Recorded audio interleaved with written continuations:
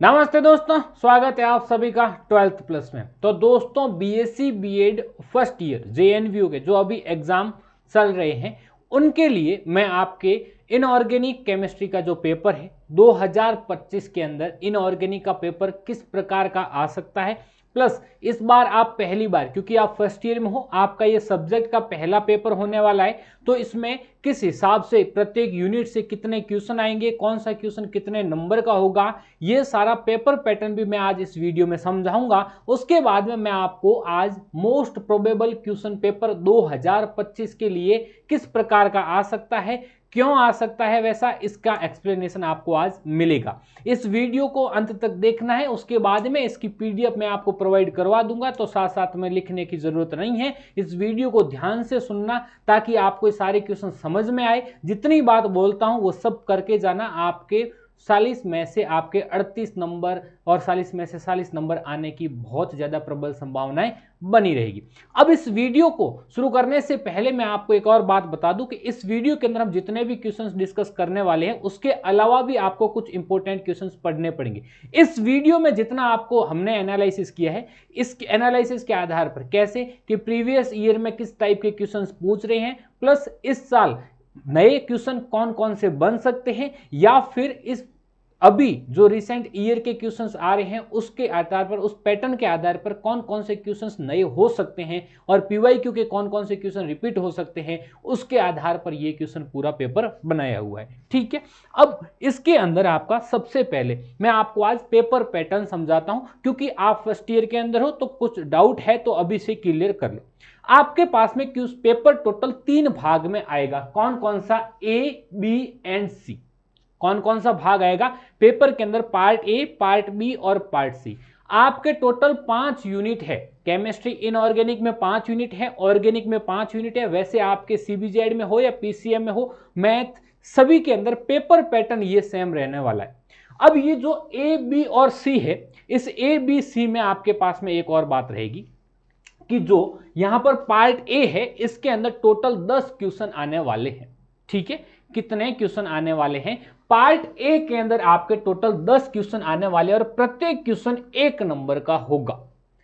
पहला और दूसरा क्वेश्चन आपके फर्स्ट यूनिट से होगा, फिर तीसरा और चौथा क्वेश्चन आपके सेकेंड यूनिट से होगा। इस प्रकार से प्रत्येक यूनिट से 2 क्वेश्चन आएंगे। किसमें?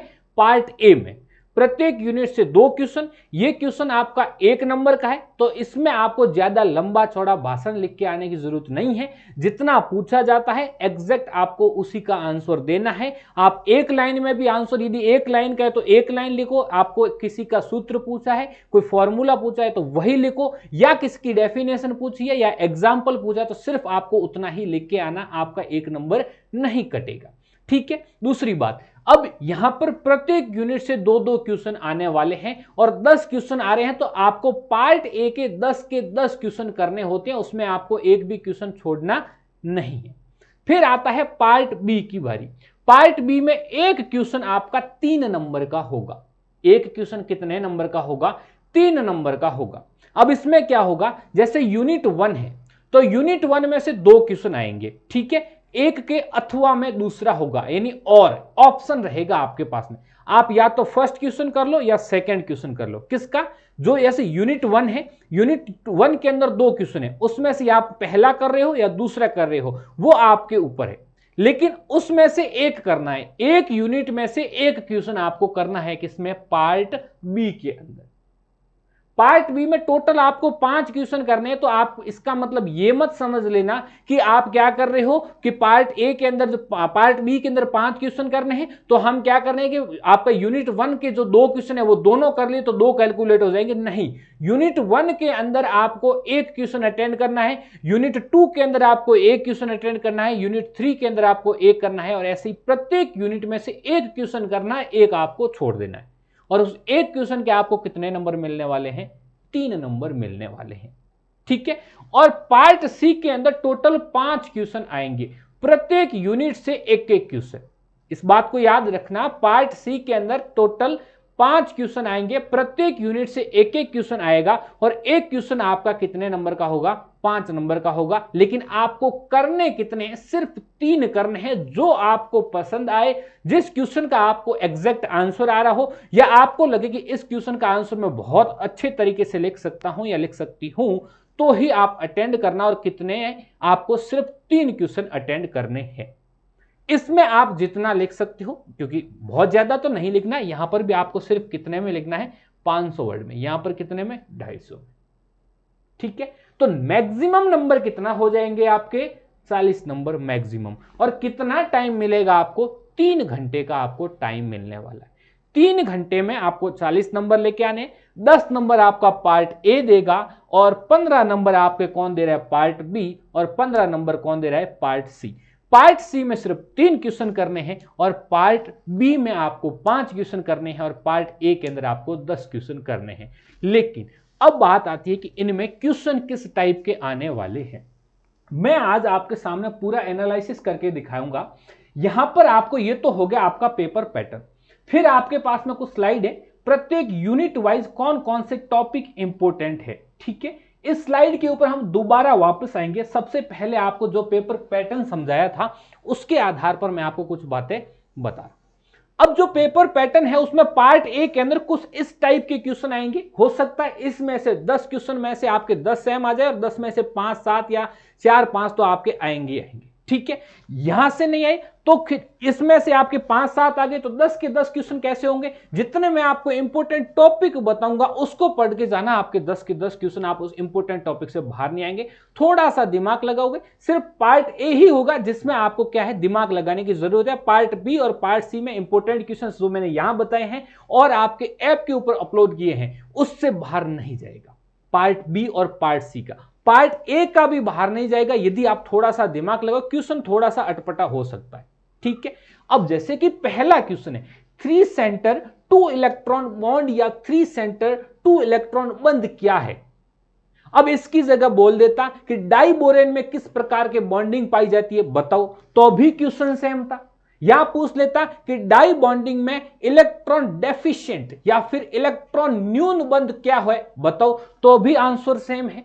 एक ही क्वेश्चन को आपको 3-4 अलग अलग तरीके से बताया जा सकता है। क्या क्या क्वेश्चन हो सकता है, यहां पर जो आपको पहला क्वेश्चन नजर आ रहा है इसको पूछ सकता है कि डाइबोरेन में किस प्रकार की स्ट्रक्चर हो रही है। या क्या पूछ सकता है आपके पास में कि इलेक्ट्रॉन डेफिशिएंट बॉन्ड क्या है, ये इलेक्ट्रॉन न्यून बंद क्या होता है, बताइए। या आपको पूछ सकता था BHB बंद क्या है, बताइए। ये तीनों क्वेश्चन एक ही है, इस तीनों क्वेश्चन का आंसर भी एक ही निकलेगा कि डाइबोरेन की जब स्ट्रक्चर बनाते हैं, डाइबोरेन की जब संरचना बनाते हैं, तो डाइबोरेन की संरचना में हम किस प्रकार से बनाते हैं। यहां पर आपका बी होगा, यहां हाइड्रोजन, यहां पर हाइड्रोजन, यहां पर भी वापस बी और ये हाइड्रोजन हाइड्रोजन, इस प्रकार से आपका B2S6 होता है। ये स्ट्रक्चर आपकी किसकी है, B2S6 की स्ट्रक्चर है। तो B2S6 में ये वाला जो बंध बनता है, ये वाला जो बॉन्ड बनता है, इसी को बोलते हैं 3 सेंटर्ड 2 इलेक्ट्रॉन बॉन्ड, या फिर बनाना बंध, या फिर केला बंध, या फिर इलेक्ट्रॉन डेफिशिएंट बॉन्ड यानी इलेक्ट्रॉन न्यून बंध, या फिर डाइबोरेन के अंदर बॉन्डिंग किस प्रकार की हो रही है। ये एक ही क्वेश्चन है, बस आंसर आपका एक है। क्वेश्चन अलग अलग तरीके से पूछा जा सकता है। आपने बनाना बंद या केला बंद पढ़ा था, वो भी यही है, क्योंकि ये केले के जैसी, बनाना की जैसी स्ट्रक्चर बन रही है। अब इसमें आपको समझना क्या है कि इसको 3 सेंटर 2 इलेक्ट्रॉन बॉन्ड क्यों बोलते हैं। तो ये जो बंद बन रहा है प्यारे दोस्तों, इस बॉन्ड को बनाने के अंदर टोटल आपके 3 सेंटर, एक बोरॉन, हाइड्रोजन, दूसरा बोरॉन, 3 सेंटर है, 3 केंद्र है, लेकिन इलेक्ट्रॉन सिर्फ कितने हैं, 2 है। अब 3 सेंटर है, 2 इलेक्ट्रॉन है, तो इलेक्ट्रॉन, नंबर ऑफ इलेक्ट्रॉन जितने होने चाहिए थे उतने नहीं है, इसलिए इसको इलेक्ट्रॉन न्यून या फिर इलेक्ट्रॉन डेफिशिएंट बॉन्ड बोल रहे हैं। दूसरी बात, अब इसमें 2 इलेक्ट्रॉन कौन सा है, तो अब इस बोरॉन का आपको इलेक्ट्रॉनिक कॉन्फ़िगरेशन लिखना पड़ेगा। बोरॉन का इलेक्ट्रॉनिक कॉन्फ़िगरेशन लिखते हो तो 3 अनपेड इलेक्ट्रॉन आएंगे, जहां आपके 3 बंद तो बन जाएंगे, लेकिन ये जो चौथा बंद बनेगा, अब मान लो इस बोरॉन के जो अनपेड इलेक्ट्रॉन थे उसने एक ने ये बॉन्ड बना लिया, दूसरे ने ये बना लिया और तीसरे ने ये बना लिया, तो इसके पास में एक रहता है वैकेंट ऑर्बिटल। क्या रहेगा, वैकेंट ऑर्बिटल। तो यहां पर क्या हो जाएगा, इसके पास में ये वाला वैकेंट रहेगा, दोनों ऑपोजिट वैकेंट रहेंगे। अब इसने क्या किया, एक यहां पर अनपेड इलेक्ट्रॉन बोरॉन के पास में, इस बोरॉन के पास में एक अनपेड इलेक्ट्रॉन था, उससे इसने ये वाला बॉन्ड बनाया, दूसरे अनपेड इलेक्ट्रॉन से ये वाला, तीसरे से ये वाला। तो अब इसके साथ में इस हाइड्रोजन ने जो बॉन्ड बना रखा है, अब ये हाइड्रोजन क्या करेगा, इस वैकेंट ऑर्बिटल के साथ में, इस बोरॉन के खाली कक्षक के साथ में क्या करता है, बंध बनाता है। तो यहां पर एक और दो इलेक्ट्रॉन ही है, क्योंकि हाइड्रोजन के पास में तो एक इलेक्ट्रॉन ही होगा, तो इसके पास में एक बोरॉन का, दूसरा हाइड्रोजन का, दो इलेक्ट्रॉन ही थे। इसके वैकेंट ऑर्बिटल के साथ में बॉन्ड बना, जिसके पास में इलेक्ट्रॉन है ही नहीं, तो दो इलेक्ट्रॉन ही काम आए, लेकिन तीन सेंटर काम आ रहे हैं। इसके लिए इसको कैसा बोला जाता है, 3 सेंटर 2 इलेक्ट्रॉन बॉन्ड। और यदि यहां पर एक और इलेक्ट्रॉन आ जाता तो सेंटर है जितने, इलेक्ट्रॉन उतने ही है, या फिर इलेक्ट्रॉन उससे ज्यादा है, तो क्या बोलते हैं, इलेक्ट्रॉन सफिशिएंट बॉन्ड, यानी इलेक्ट्रॉन पूरे हैं, इलेक्ट्रॉन कंप्लीट है, लेकिन यह इलेक्ट्रॉनों की कमी है। तो ये वाला क्वेश्चन कैसे भी पूछा जाए, आपको क्या करना है, आपको आंसर ये लिख के आना है, डाइबोरेन किस प्रकार के स्ट्रक्चर बनाओगे, इसको दिखा देना केला बंद, या दिखा देना 3 सेंटर 2 इलेक्ट्रॉन बॉन्ड, जिस टाइप से भी पूछा जाएगा। और पूछा जाएगा कैसे ना कैसे करके, घुमा के आपको क्वेश्चन पूछा जाएगा। अब यहां पर मैंने आपको बता दिया कि 3 सेंटर 2 इलेक्ट्रॉन बॉन्ड, जैसे कि मैं यहाँ पीडीएफ अपलोड करूंगा, स्टूडेंट देखेंगे पीडीएफ, उसके बाद में कल आके ये ना बोलना कि सर ये पहला क्वेश्चन नहीं आया था। अरे बेटा आया था, क्वेश्चन घुमा के आया, आप नहीं लिख पाए, सिंपल सा टॉपिक है, ठीक है। लेकिन क्वेश्चन पार्ट ए के अंदर ही इस टाइप से होगा, पार्ट बी और पार्ट सी बहुत सिंपल आएगा, कोई भी दिक्कत वाली बात नहीं रहने वाली। तो आई होप आप इसका तो आंसर अच्छे से लिख दोगे, किसी भी प्रकार की कोई भी दिक्कत आपके नहीं होनी चाहिए, ठीक है। ये हो गया आपका 3 सेंटर 2 इलेक्ट्रॉन बॉन्ड।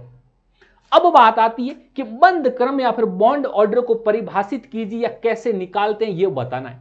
ये क्वेश्चन आपका डायरेक्टली लिया गया है किससे, एमओटी से, किससे, मॉलिक्यूलर ऑर्बिटल थ्योरी, किससे, अणु कक्षक सिद्धांत। अब इसमें आपको क्या निकालते हैं, बॉन्ड ऑर्डर या फिर बंध क्रम निकालना सिखाते। जब आप मॉलिक्यूलर ऑर्बिटल बनाते हो तो आपके पास में दो प्रकार के कक्षक बनता है, एक बनता है एबीएमओ, क्या बनता है दोस्तों, एबीएमओ, दूसरा बनता है आपका बीएमओ, यानी bonding molecular orbital, anti bonding molecular orbital. क्या बनता है, बंधित आणविक कक्षक और विपरीत बंधित आणविक कक्षक। इन दोनों के अंदर नंबर ऑफ इलेक्ट्रॉन कितने हैं, इस दोनों के अंदर क्या होता है, एमओटी में हम यही पढ़ते हैं, एक अणु आएगा, दूसरा अणु गया, इसके कक्षकों का क्या होगा, दोनों मिलेंगे और नए ऑर्बिटल्स का निर्माण होते हैं। जो लोअर एनर्जी के होते हैं, जो कम ऊर्जा के होते हैं, वो कौन से होते हैं, बॉन्डिंग मॉलिक्यूलर ऑर्बिटल, और ऊपर वाले कौन से होते हैं, एंटी बॉन्डिंग मॉलिक्यूलर ऑर्बिटल, यानी आपके पास में हायर एनर्जी के, उच्च ऊर्जा के कक्षक ये होते हैं। इसी के आधार पर इसका क्या आता है, एक फॉर्मूला आता है, इसका क्या आता है, आपके पास में एक सूत्र आता है, जिसके आधार पर, जैसे मान लो हाइड्रोजन और हाइड्रोजन के बीच में ये एक डंडी रहेगी, ये इसका क्या है, बॉन्ड ऑर्डर कितना है, 1 है। यहां पर क्या है, जैसे कि आपके पास में ऑक्सीजन और ऑक्सीजन के बीच में डबल डंडी है, तो ये बॉन्ड ऑर्डर कितना है, 2 है। ये कौन बताता है, ये एमओटी के आधार पर हम बता रहे। तो इस बॉन्ड ऑर्डर का फॉर्मूला क्या होता है, बंद का इसका फॉर्मूला या इसका सूत्र क्या होगा, क्या लिखते हैं, BO या bond order is equal to 1/2, फिर लिखते हैं BMO माइनस ABMO। क्या लिखोगे, BMO माइनस ABMO। इसका मतलब क्या हुआ, बॉन्ड ऑर्डर या बंध क्रम का मान होगा 1/2 number of electron in BMO, यानी बंधित आणविक कक्षकों में कितने इलेक्ट्रॉन हैं, माइनस विपरीत बंधित आणविक कक्षकों में कितने इलेक्ट्रॉन हैं, उसके आधार पर इसका क्या आ जाता है, बॉन्ड ऑर्डर। बॉन्ड ऑर्डर 1 आ रहा है मतलब उसके बीच में सिंगल बॉन्ड है, बॉन्ड ऑर्डर 2 आ रहा है मतलब उसके बीच में डबल बॉन्ड है। अब आप एमओटी के थ्रू जैसे आपने पढ़ा होगा, अब ये क्वेश्चन किस किस टाइप से पूछा जा सकता है उस बात को देखो। सिंपल पूछ लिया बॉन्ड ऑर्डर का फॉर्मूला, या आपको क्या दे दिया, कोई एग्जांपल दे दिया कि आपके पास में NO प्लस NO और क्या लिख दिया, NO माइनस, इन तीनों का बॉन्ड ऑर्डर ज्ञात करो। क्या करो, इन तीनों का बॉन्ड ऑर्डर ज्ञात करो। ऐसा क्वेश्चन आएगा तो पार्ट बी में आएगा या पार्ट सी में आएगा, पार्ट ए में तो नहीं आएगा। पार्ट ए में आएगा, कोई एक एग्जांपल दिया हुआ होगा, बोलेंगे इसका बॉन्ड ऑर्डर ज्ञात करो, तो आपको क्या करना होगा, इसका मॉलिक्यूलर ऑर्बिटल डायग्राम MOD बनाना होगा। मॉलिक्यूलर ऑर्बिटल डायग्राम बनाओगे, ऑक्सीजन के इलेक्ट्रॉन लिखोगे, नाइट्रोजन के इलेक्ट्रॉन लिखोगे, फिर उन दोनों को पहले किसमें भरते हैं इलेक्ट्रॉन, जिसमें ऊर्जा कम होती है, जिसके अंदर ऊर्जा न्यूनतम होती है, यानी पहले भरेंगे बीएमओ में इलेक्ट्रॉन, फिर भरेंगे एबीएमओ में इलेक्ट्रॉन, फिर कितने इलेक्ट्रॉन बीएमओ में भरे गए, कितने इलेक्ट्रॉन एबीएमओ में भरे गए, वो इसके अंदर मान रख देंगे तो अपने पास में क्या आ जाएगा, बॉन्ड ऑर्डर आ जाएगा। क्वेश्चन अलग अलग तरीके से पूछा जा सकता है, कोई एग्जांपल लेके उसका बॉन्ड ऑर्डर पूछ सकता है, या आपको डायरेक्ट फॉर्मूला पूछ सकता है। अरे आई बात समझ में? तो ये क्वेश्चन इस टाइप से पूछा जाएगा। थर्ड क्वेश्चन आता है आपका, क्या है, जालक ऊर्जा या फिर लैटिस एनर्जी क्या होती है? सिंपल, एकदम एक लाइन की भी परिभाषा है और 2-3 लाइन की भी परिभाषा है, जो लिख के आओगे, एक एग्जांपल छोटा मोटा साथ में लिख देना, नंबर पूरे आएंगे। लैटिस एनर्जी को एक बार पूरा पढ़ लेना, जितना लंबा लेक्चर है आपका, 1 घंटे का लेक्चर होगा, पूरा लेक्चर लिख लेना। उसके अंदर लैटिस एनर्जी की डेफिनेशन पूछी है, लैटिस एनर्जी की इंपोर्टेंस यानी महत्व पूछा जा सकता है, लैटिस एनर्जी के बेसिस पर कैसे कोई भी अणु में क्या क्या बदलाव हो सकता है, यानी इफेक्ट क्या क्या हो सकता है, या लैटिस एनर्जी को कौन कौन से कारक इफेक्ट करते हैं, ये सब एक ही लेक्चर का पार्ट है, और उसमें से आपको एक कल के एग्जाम में मिलेगा ही मिलेगा, ये मेरे से लिखवा के ले लो। लैटिस एनर्जी पे एक क्वेश्चन नहीं है, ऐसा नहीं हो सकता। और lattice energy Born Haber cycle में भी काम आएगी, तो जहां देखोगे लैटिस एनर्जी आएगी, इसलिए इस लेक्चर को तो आप आंख बंद करके पढ़ लेना, मतलब याद होना चाहिए, एक क्वेश्चन आप 100% एग्जाम में पकड़ पाओगे। लैटिस एनर्जी या फिर जालक ऊर्जा का होती क्या? आपके पास में क्या है, 2 विपरीत आवेशित या फिर ऑपोजिटली चार्ज्ड आयन है। जैसे क्या, मान लिया आपके पास में एक है Na+, दूसरा है Cl-, दोनों यदि गैसियस स्टेट में है। कैसे हैं? गैसियस स्टेट में। तो क्या लिखोगे, 2 ऑपोजिटली चार्ज्ड आयन या फिर 2 विपरीत आवेशित आयन क्या करते हैं, एक दूसरे से आकर्षित होंगे, क्योंकि एक के ऊपर प्लस है, दूसरे के ऊपर माइनस है, एक दूसरे से आकर्षित होकर के क्या बनाएंगे, कंपाउंड का निर्माण करेंगे। वो क्या बनेगा आपके पास में, NaCl। कैसा बनेगा, सॉलिड। तो जब 2 विपरीत आवेशित स्पेसीज आपस में आकर्षित होकर के किसी उत्पाद का निर्माण करेगी, तब उस आकर्षण के फलस्वरूप जितनी ऊर्जा रिलीज होगी या जितनी ऊर्जा निकलेगी उसको क्या बोलते हैं, या जितनी ऊर्जा आवश्यक होगी उसको क्या बोलेंगे, जालक ऊर्जा या फिर लैटिस एनर्जी। याद क्या रखना है कि ये किस में हो रहा है, गैसियस स्टेट में हो रहा है। और क्या हो रहा है, ऑपोजिटली चार्ज्ड आयन आपस में आके मिल रहे, और ऑपोजिटली चार्ज्ड आयन पास में आएंगे तो आकर्षण होगा, क्या होगा, उसके बीच में अट्रैक्शन होगा। इस अट्रैक्शन के फलस्वरूप जितनी एनर्जी रिलीज हो रही है वो एनर्जी कौन सी, आपकी जालक ऊर्जा है। अरे कौन सी ऊर्जा है आपकी दोस्तों, जालक ऊर्जा। दूसरी परिभाषा सुनो, ये वाले स्पेसीज है, इस स्पेसीज को वापस तोड़ना है, किसमें, ऑपोजिटली चार्ज्ड आयन में तोड़ना है। NaCl को 2 अलग अलग आवेश वाले अणुओं में तोड़ना है, Na+ में टूटेगा, Cl- में टूटेगा।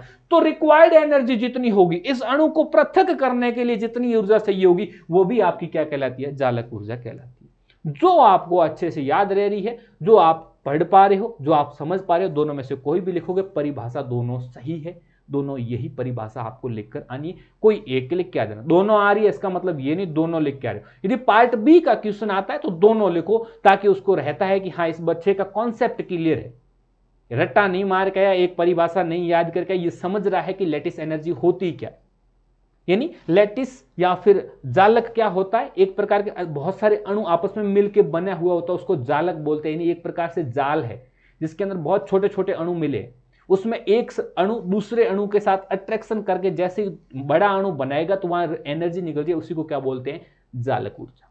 अरे आई बात समझ में, इतना सिंपल सा कॉन्सेप्ट है। जालक ऊर्जा के बाद में आपका है फाजान का नियम, ठीक है, फाजान्स रूल या फाजान का नियम। अब ये जो नियम है ये भी इंपॉर्टेंट है, बहुत इंपॉर्टेंट है, वेरी वेरी इंपॉर्टेंट है। एग्जाम में इस बार नहीं आएगा तो अगली बार तो आएगा ही आएगा, लेकिन आएगा जरूर।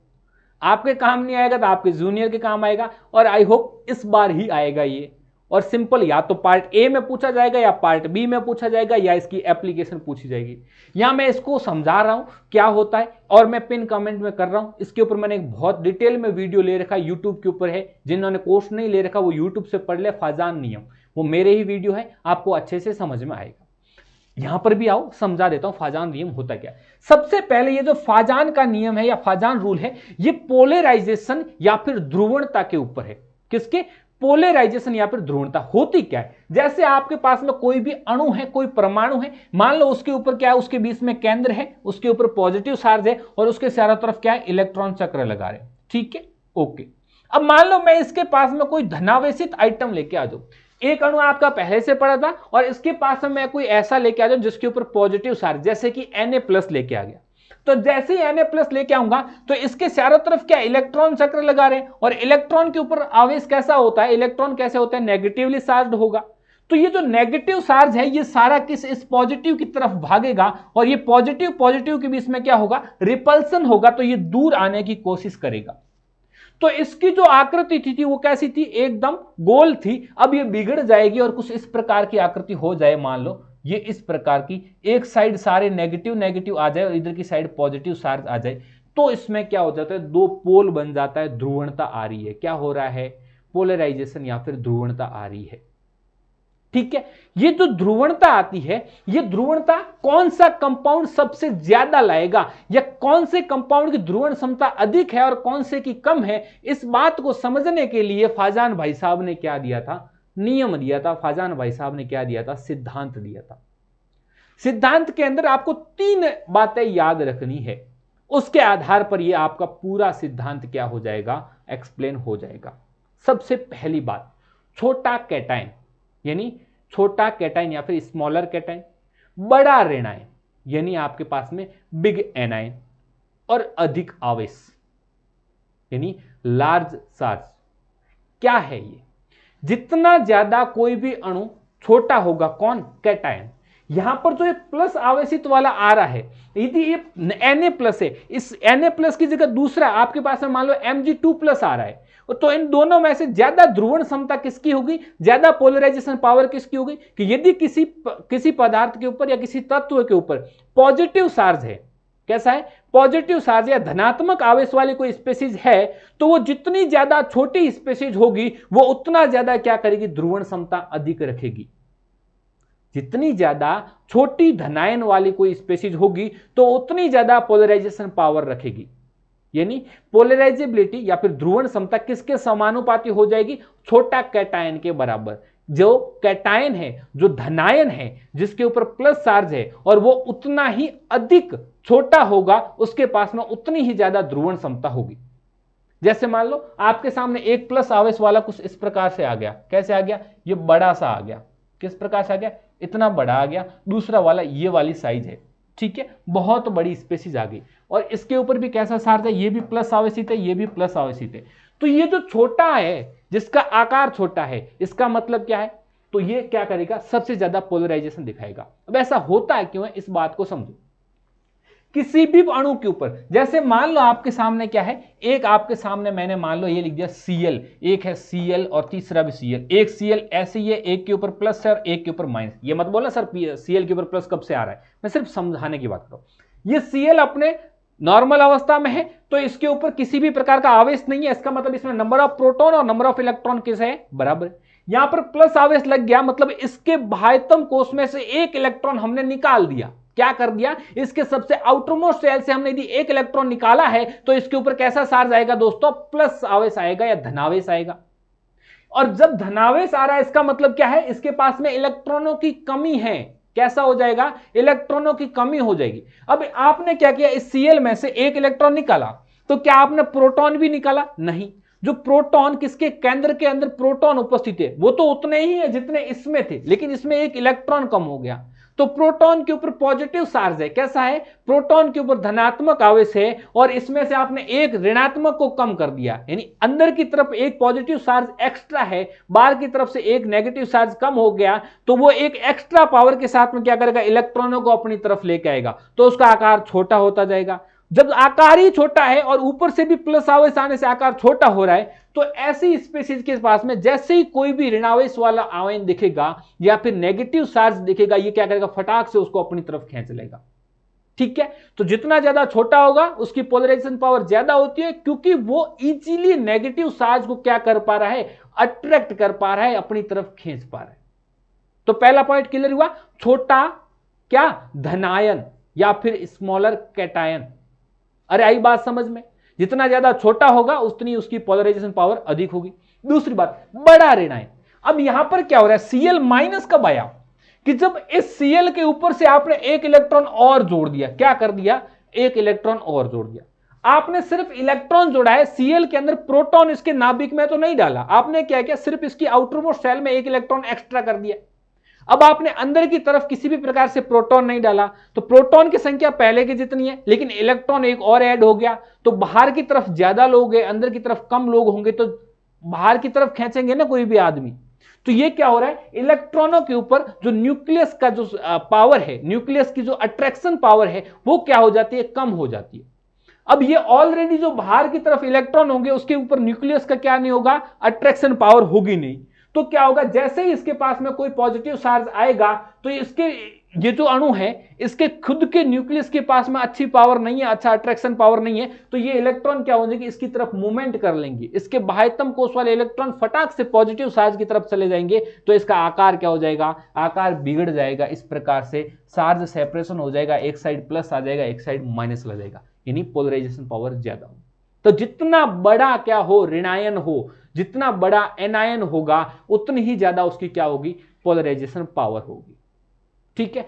तीसरी बात सुनो, क्या है, जितना ज्यादा आवेश हो, जितना ज्यादा क्या हो, चार्ज हो, जितना ज्यादा चार्ज होगा या आवेश होगा, पोलराइजेशन पावर उतनी ही अधिक होगी। इस बात को भी इसी से समझेंगे। मान लो या Cl के ऊपर एक प्लस है और दो प्लस लगा दूंगा, इसका मतलब क्या है, Cl में से मैंने दो इलेक्ट्रॉन निकाल दिए, तो Cn में से दो इलेक्ट्रॉन निकाल दिए, अंदर की तरफ दो प्रोटॉन ज्यादा है, तो वो इलेक्ट्रॉनों को और तेजी से अपने पास में खींचेगा। इसका मतलब क्या हुआ, जैसे ही उसके ऊपर चार्ज बढ़ रहा है, धनायन के ऊपर चार्ज बढ़ेगा, तो उसका क्या होगा, आकार और ज्यादा छोटा होगा, और आकार और छोटा होगा तो जैसे ही कोई नेगेटिव स्पीशीज आएगा वो अपने पास में क्या करेगा, उसको अट्रैक्ट करेगा, मतलब पोलराइजेशन पावर बढ़ रही है।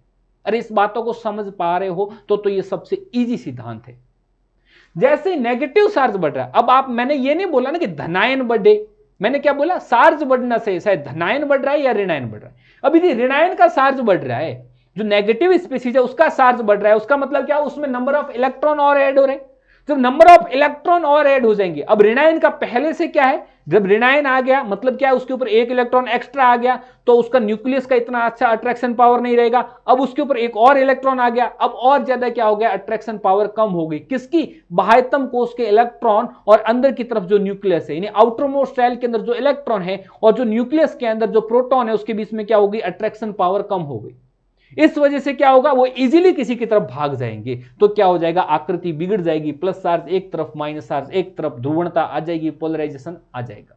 अरे आई बात समझ में, फाजान का नियम आया समझ में, सिंपल सी बात है। छोटा कैटायन होगा उसकी पोलराइजेशन पावर अधिक होगी। हाँ, अब आप बोलोगे सर आपने ये एक लाइन का आंसर है, लेकिन आपने इतना बताया, लिखना क्या है ये बताओ। ये तो किसी इस प्रकार से एक्सप्लेन कब करोगे, और एग्जाम्पल दे दे के एक्सप्लेन कब करोगे, जब ये पार्ट बी और पार्ट सी में आ जाए। तो यहां पर क्या लिखना है, फाजान नियम के अनुसार जितना ज्यादा छोटा धनायन होगा उसकी पोलराइजेशन पावर उतनी अधिक होगी, तथा जितना ज्यादा बड़ा ऋणायन होगा उसकी पोलराइजेशन पावर उतनी अधिक होगी, और जिस स्पीशीज के ऊपर जितना ज्यादा आवेश होगा उसकी पोलराइजेशन पावर उतनी ही अधिक होगी। खत्म, इतना लिखकर आना है। ये दो लाइन का आंसर है आपका। तो ये हो गया आपका फाजान का नियम, फाजान भाई साहब का नियम। ठीक है। तीसरा क्वेश्चन, सिर्फ आपको क्या लिखने हैं, दो घटकों के नाम लिखने हैं, दो कंपोनेंट के नाम लिखने हैं। किस कौन से कंपोनेंट जो किसको काम आते हैं, जो आपके सीमेंट बनाने में काम आते हैं। सीमेंट का सबसे इंपॉर्टेंट, सबसे मेन घटक क्या होता है, ये तो सबको याद होना चाहिए। ये पढ़ा नीचे वाले क्वेश्चन के अंदर, इसका आंसर क्या होता है, चूना। एक तो आपका मिल गया घटक, दूसरा घटक कैसा होगा। अब ऐसा नहीं कि एग्जाम में दूसरे दिन वहां ये क्वेश्चन आ जाए, उसके नीचे वाला जो क्वेश्चन है उसमें से कुछ भी चिपका के आ गया कि सर ने बोला था नीचे वाले क्वेश्चन में आंसर है। ये वो वाली बात नहीं कर रहा हूं। सीमेंट का सबसे मेन घटक लगभग 60 से 70% जो होता है वो चूना होता है। उसके बाद में इसके अंदर सिलिका होती है, एल्यूमिना होती है, जिप्सम होती है। अब एक तो चूना याद रख लो, इसके अलावा जिप्सम लिखो, सिलिका लिखो, या फिर एल्यूमिना लिखो, जो आपका मन करे वो लिखो, क्योंकि ये भी इंपॉर्टेंट है। सीमेंट को आप 101% पढ़ के जाओगे, पूरी सीमेंट को पढ़ के जाओगे। सीमेंट किस प्रकार से ठसती, यानी सेटिंग ऑफ सीमेंट क्या होगा, यानी किस प्रकार से सीमेंट मजबूत बनती है। दूसरी बात, सीमेंट के अंदर कौन कौन से घटक होते हैं, किस घटक का क्या काम होता है, किस कंपोनेंट का कितना ज्यादा कंपोजिशन होता है, कितने परसेंट पाया जाता है। ये वाला लेक्चर जैसे जालक ऊर्जा पढ़ रहे थे वैसे सीमेंट को भी बहुत अच्छे तरीके से पढ़ के जाना है। और यहां पर आंसर क्या लिखना है, एक तो लिख देना चूना, दूसरा जिप्सम लिख सकते हो, एल्यूमिना लिख सकते हो, या फिर आप क्या लिख सकते हो, सिलिका लिख सकते हो। सबसे मेन चूना है, उसके बाद में सिलिका है, उसके बाद में एल्यूमिना है और उसके बाद में जिप्सम है। तो यदि आप इंपोर्टेंट याद रखना पा रहे हो या टॉप 2 रखना पा रहे हो तो क्या है, चूना और सिलिका। ठीक है, ओके। तीसरा क्वेश्चन, चूने का एक उपयोग बताइए। अब ये तो क्वेश्चन बहुत ही ज्यादा सिंपल, यदि आप ये भी नहीं कर पा रहे हो, दोनों का आंसर एक दूसरे में। चूने का उपयोग किसमें किया जा रहा है, सीमेंट बनाने में। एक ही उपयोग पूछते हैं तो क्या लिख के आना है, सीमेंट बनाने। दूसरी बात है, चूने में होता है क्या है, कैल्शियम होता है, तो सीधी सी बात है वो लिख दो, उसका बहुत बड़ा सोर्स होगा। तो इस टाइप का सिंपल क्वेश्चन भी एग्जाम में यदि आपका आता है, दिमाग लगाना है और करके आना। ठीक है, आगे चलते हैं। आगे वाला क्वेश्चन और ज्यादा सिंपल, बहुत सिंपल। नाइट्रोजन फिक्सेशन या फिर नाइट्रोजन स्थिरीकरण क्या होता है।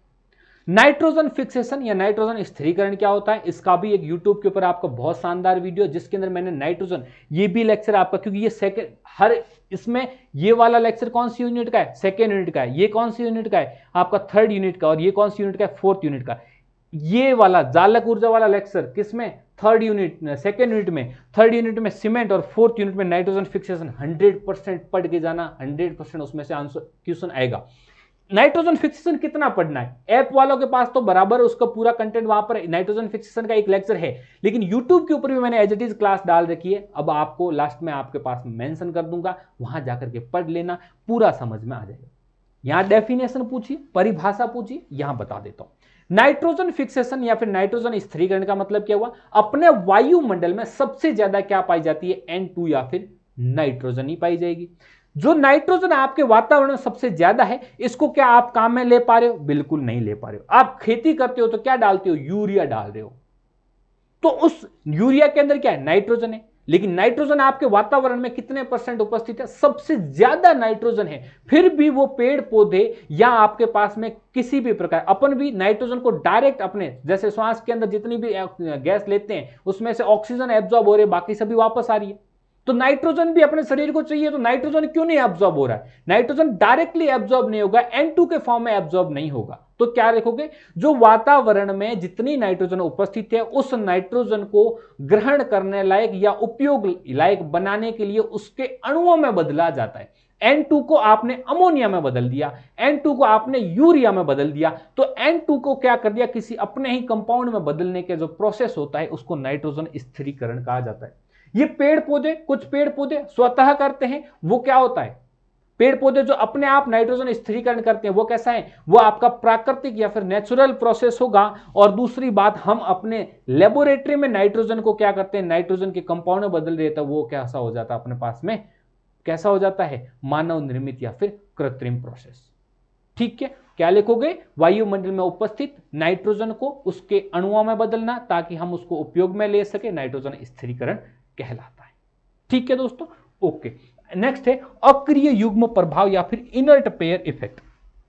ये बहुत अच्छा क्वेश्चन है, इसका भी एक लेक्चर है आपके पास में, उसमें मैंने, क्योंकि इनर्ट पेयर इफेक्ट आपका पी ब्लॉक में बहुत ज्यादा इंपॉर्टेंट हो जाता है उसकी ऑक्सीडेशन स्टेट निर्धारित करने के लिए।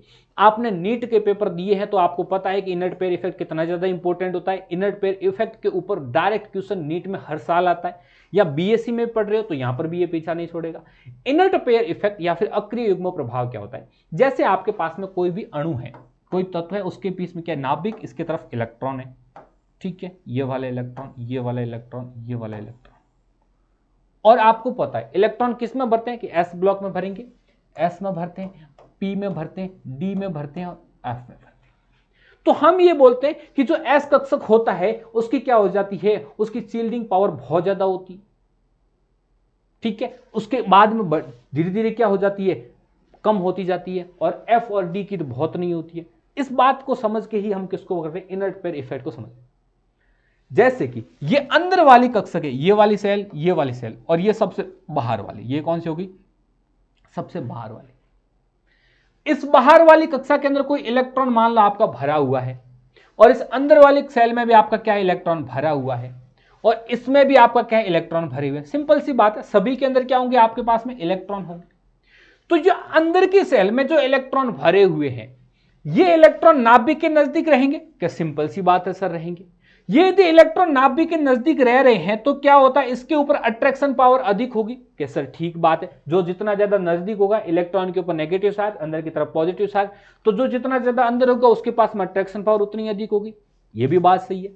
अब यदि ये इलेक्ट्रॉन क्या कर ले, इसके अंदर प्रोटॉन जो है, उस प्रोटॉन का पॉजिटिव चार्ज को ये अंदर वाले इलेक्ट्रॉन क्या करे, सेटिस्फाई कर दें, क्या कर दें, संतुलित कर दें, तो ये जो बाहर वाले इलेक्ट्रॉन होंगे इसके ऊपर इस पॉजिटिव की पावर क्या है, कम जाएगी। क्या होगा, इसका जो धनावेश है इस बाहर वाले कक्षकों के ऊपर, इसका धनावेश का इफेक्ट कम होगा। तो ये क्या होंगे, ये अपने आप को कैसा महसूस करेंगे कि हमारे ऊपर न्यूक्लियस की पावर नहीं है, या हम न्यूक्लियस से जुड़े हुए महसूस नहीं कर पा रहे। इसी को बोलते हैं इनर्ट पेयर इफेक्ट।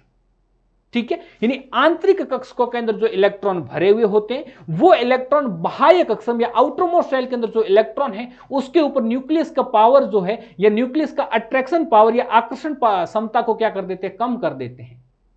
इस वजह से क्या है, इस इफेक्ट को आपका इनर्ट पेयर इफेक्ट बोला जाता है। और पी ब्लॉक में सबसे ज्यादा जरूरी इसलिए हो जाता है क्योंकि इसकी वजह से हम एक बात पढ़ते हैं कि जो एस कक्षक होगा ये अंदर की तरफ मैक्सिमम क्या रहेगा, एस कक्षक ही रहेगा।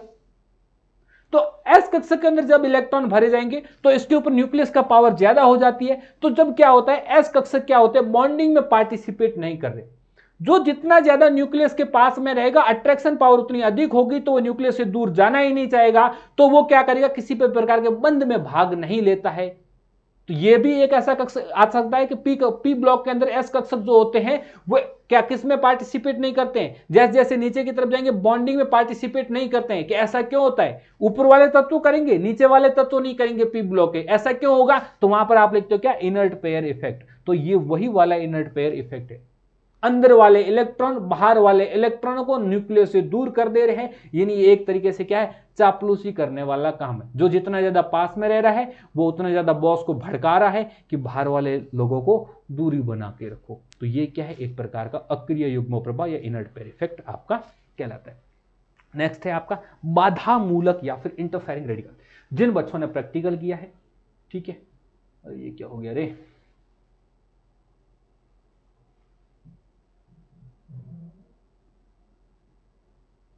ठीक है, जिन बच्चों ने प्रैक्टिकल किया है, जिन बच्चों ने प्रैक्टिकल किया है उन बच्चों के लिए तो ये क्वेश्चन बहुत ज्यादा सिंपल हो जाएगा। और ये क्वेश्चन सिर्फ थ्योरी के लिए नहीं, ये क्वेश्चन आपके प्रैक्टिकल के लिए very very very very important.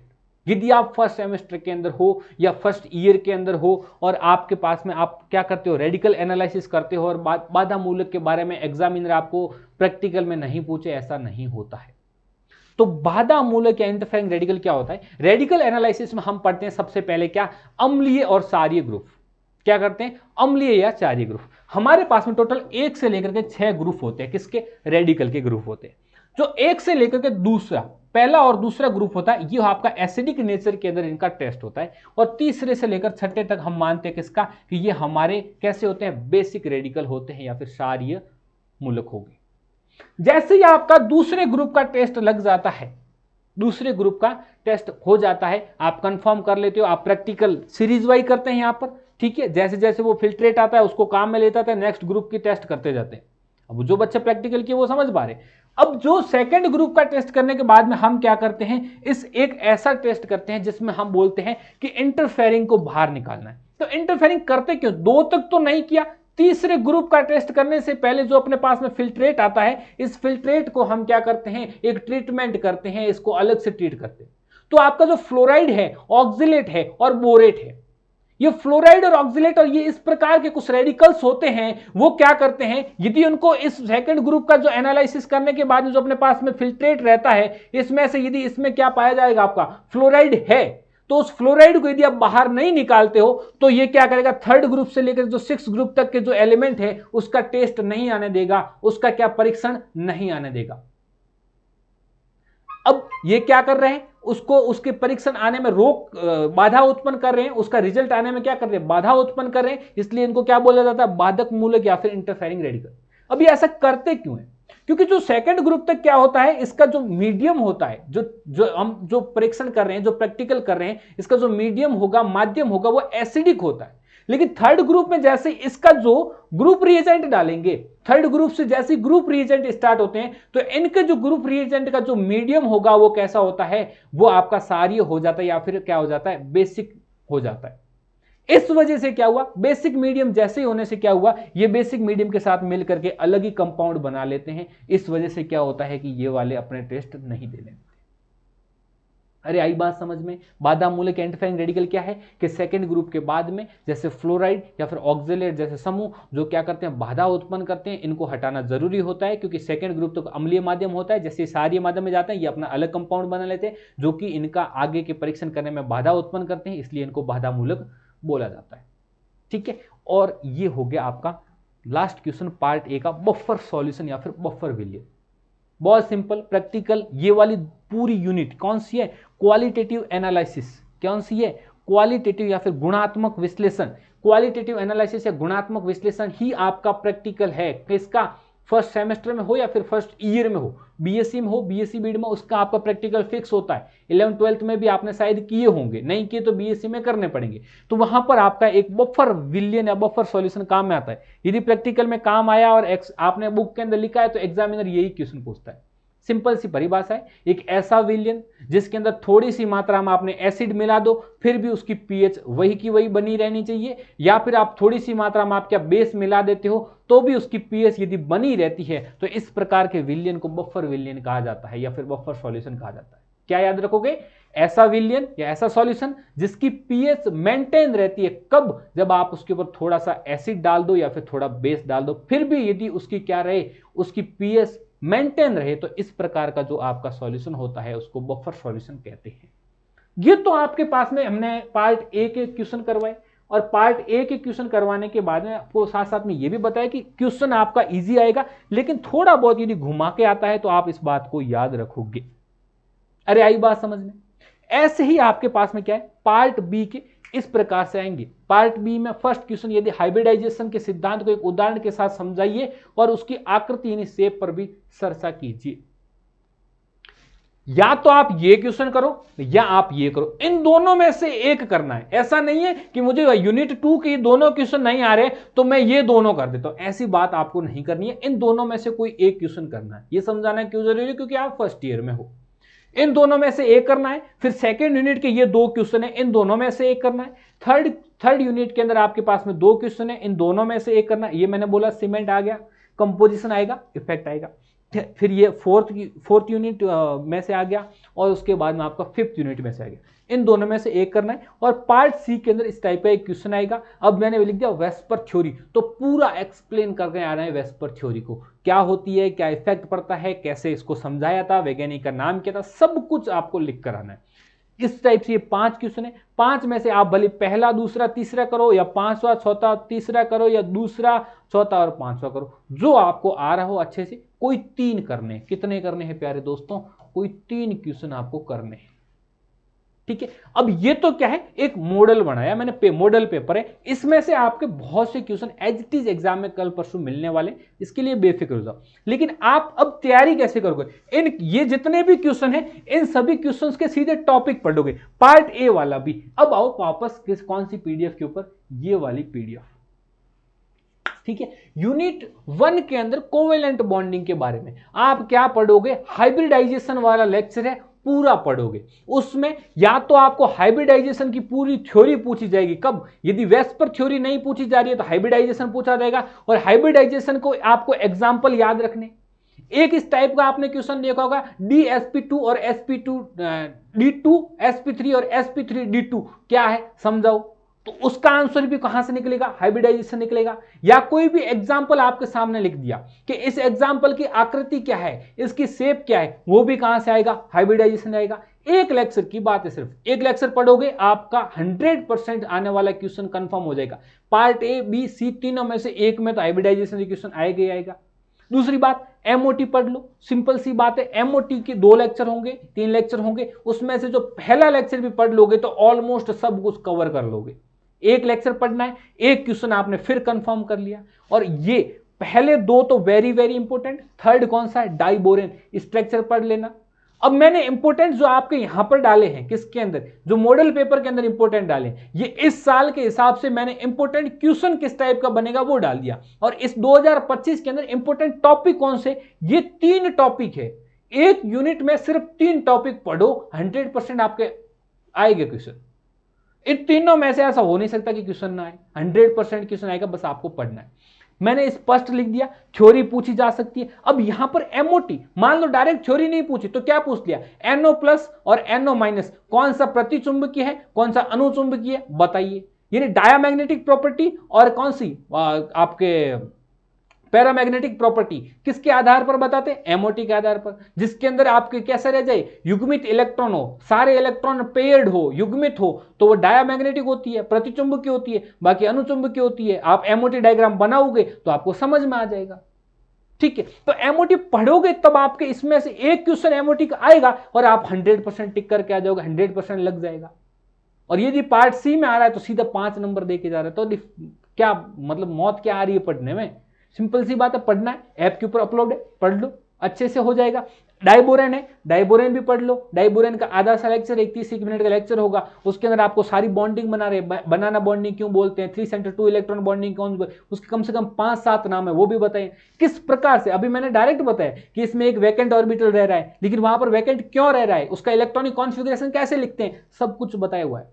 और पार्ट सी में डाइबोरेन आ जाएगा तो 30 मिनट के लेक्चर के अंदर जितना आपको बताया पूरी की पूरी बातें आपको वहां पर लिख कर आनी पड़ेगी।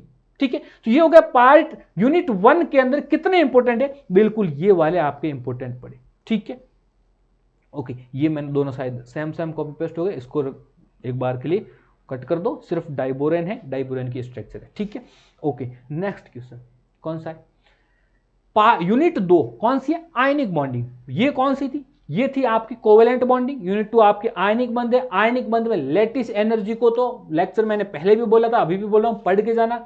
बॉर्न हाइबर साइकिल 100% पढ़ के जाना, आएगा ही आएगा एग्जाम में। इन दोनों में से क्वेश्चन तो आपका 100% एग्जाम में आपका प्रिंट हो चुका है, ये मान के चलो। तीसरी बात, फैजान का नियम या फिर त्रिज्या अनुपात। इंपोर्टेंट क्वेश्चंस की PDF अपलोड हो रही है, उसके अंदर त्रिज्या अनुपात का पूरा सा पूरा वहीं पे एक्सप्लेनेशन दे दिया, क्योंकि लेक्चर में नहीं था। ठीक है, फैजान का नियम बाकी सभी लेक्चर के अंदर अपलोड है, वहां जाकर के पढ़ लो, अच्छे से समझ में आएंगे। नहीं आ रहा है मैसेज करो, एक्सप्लेन कर देंगे। ठीक है, नेक्स्ट क्वेश्चन, यूनिट कौन सी है, थर्ड, एस ब्लॉक तत्व, cement, very very important. S block तत्वों के कौन सी आयोनाइजेशन एनर्जी और उसकी कॉम्प्लेक्शन टेंडेंसी यानी संकुल निर्माण और उसकी ऑक्सीडेशन स्टेट, ये पार्ट सी के अंदर आने वाला क्वेश्चन है। पार्ट सी के अंदर आएगा कि एस ब्लॉक तत्वों के निम्न पर टिप्पणी कीजिए। कौन से, तीनों में से 2 आ सकती है, तीनों की तीनों आ सकती है। सिंपल सी बात है, जनरल प्रॉपर्टीज है, पढ़ के जानी है, हो जाएगी। दूसरी बात, आपके पास में क्या है, लाइम को थोड़ा सा पढ़ के जाना। और उसके बाद में आपका एस ब्लॉक तत्वों में कौन सा, सारीय धातु और सारीय मृदा धातु, उन दोनों के बीच में कंपैरेटिव स्टडी या फिर तुलनात्मक अध्ययन कि कौन से में कौन सा पावर ज्यादा होती है, कौन सा कम होती है। अब इसमें से पार्ट ए का छोटा सा क्वेश्चन भी बन सकता है और पार्ट सी का भी क्वेश्चन बन सकता है। 3 आपको ज्यादा नहीं बता रहा हूं, 3 स्टार्टिंग वाले तो वेरी वेरी इंपॉर्टेंट, लास्ट वाला आप पढ़कर जाना, इसमें से भी क्वेश्चन आएगा।